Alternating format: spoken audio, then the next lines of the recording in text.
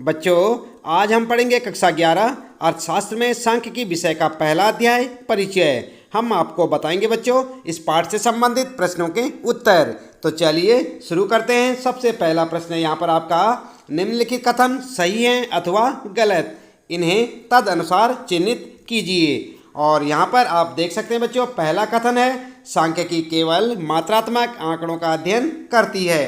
दूसरा कथन है ख सांख्यिकी आर्थिक समस्याओं का समाधान करती है। और तीसरा कथन है बच्चों ग आंकड़ों के बिना अर्थशास्त्र में सांख्यिकी का कोई उपयोग नहीं है।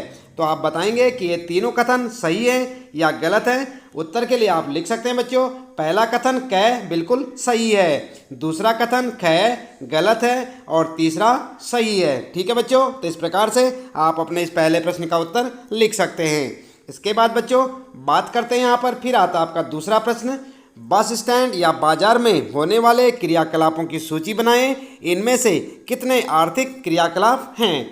उत्तर क्या लिखेंगे। उत्तर में आप लिख सकते हैं बच्चों, बस स्टैंड या बाजार में निम्नलिखित क्रियाकलाप देखने को मिलते हैं। और क्या क्या मिलते हैं आप भी देखते होंगे बच्चों। क लिखेंगे उत्पादन, ख लिखेंगे उपयोग, ग लिखेंगे निवेश, घ लिखेंगे वितरण और इसके बाद अगला लिखेंगे विनिमय। ठीक है, इस प्रकार से आप अपने दूसरे प्रश्न का उत्तर लिख सकते हैं बच्चों। साथ साथ याद भी करते रहें और चाहे तो आप अपने हिसाब से भी इसे लिख सकते हैं।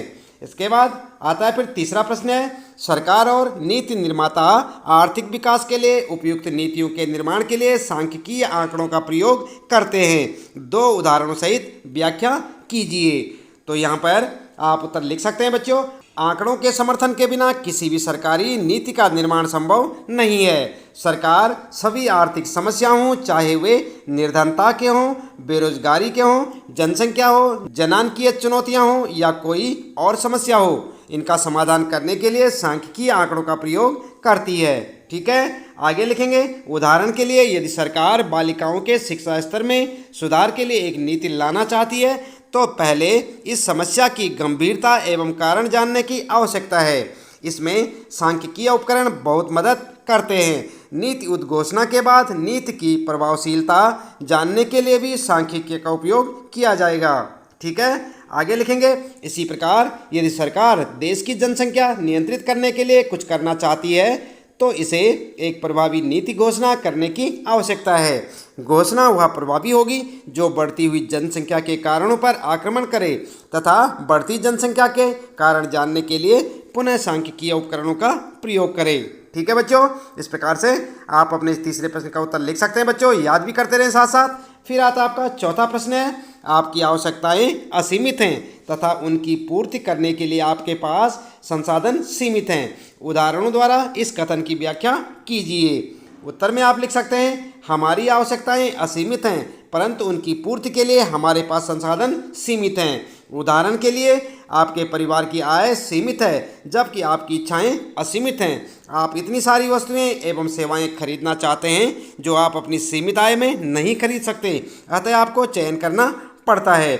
इसी तरह आपके पास सीमित समय है और उसके बहुत से उपयोग हैं। आप खेलना चाहते हैं, नाचना चाहते हैं, पढ़ना चाहते हैं, सोना चाहते हैं, बातें करना चाहते हैं, परंतु जीवन की सीमित सीमा में आप ये सब नहीं कर सकते, अतः आपको पुनः चयन करना पड़ता है। ठीक है बच्चों, इस प्रकार से आपका ये चौथा प्रश्न का उत्तर है बच्चों, आप इसे याद करें। इसके बाद फिर आता है आपका पांचवा प्रश्न यहाँ पर, उन आवश्यकताओं का चुनाव आप कैसे करेंगे जिनकी आप पूर्ति करना चाहेंगे। उत्तर क्या लिखेंगे। उत्तर में आप लिख सकते हैं बच्चों, हालांकि हमारी आवश्यकताएं असीमित हैं परंतु ये आवश्यकताएं तीव्रता एवं अनिवार्यता के स्तर से भिन्न हैं। कुछ आवश्यकताएं अन्य आवश्यकताओं की तुलना में अधिक तीव्र एवं अनिवार्य होती हैं। हम अधिक तीव्र एवं अनिवार्य आवश्यकताओं को पहले प्राथमिकता देते हैं। उदाहरण के लिए, एक परिवार घूमने के लिए स्विट्जरलैंड जाना चाहता है तथा एक मकान खरीदना चाहता है क्योंकि वह किराए के मकान में रह रहा है। हम यह उम्मीद कर सकते हैं कि वह पहले मकान खरीदेगा बाद में घूमने जाएगा। एक उपभोक्ता ऐसा समूह खरीदना चाहता है जो उसे अधिकतम उपयोगिता प्रदान करता हो। एक उत्पादक ऐसे समूह का चयन करता है जिससे उसे उत्पादन लागत न्यूनतम पड़ती है। एक निवेशक ऐसे निवेशों का चयन करता है जो उसे अधिकतम लाभ देते हों। ठीक है, इस प्रकार से आप अपने इस पांचवें प्रश्न का उत्तर लिखें बच्चों। इसके बाद आइए देखते हैं यहाँ पर छठा प्रश्न है, आप अर्थशास्त्र का अध्ययन क्यों करना चाहते हैं, कारण बताइए।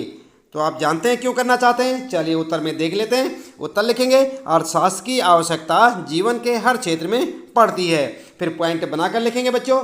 सबसे पहले लिखेंगे क, एक उपभोक्ता के रूप में, और हेडिंग डालकर लिखेंगे हम सभी की सीमित आय है और इससे हम अपनी असीमित इच्छाएं पूरी करना चाहते हैं। अर्थशास्त्र हमें उपभोग एवं आय के विभिन्न वस्तुओं एवं सेवाओं में आवंटन से संबंधित संयोग का निर्णय लेने में सहायता करता है। दूसरा पॉइंट लिखेंगे बच्चों, ख, एक उत्पादक के रूप में, और हेडिंग डालकर लिखेंगे एक उत्पादक इस तरह वस्तुओं एवं सेवाओं का उत्पादन करना चाहता है जिससे उत्पादन की लागत न्यूनतम तथा लाभ अधिकतम हो।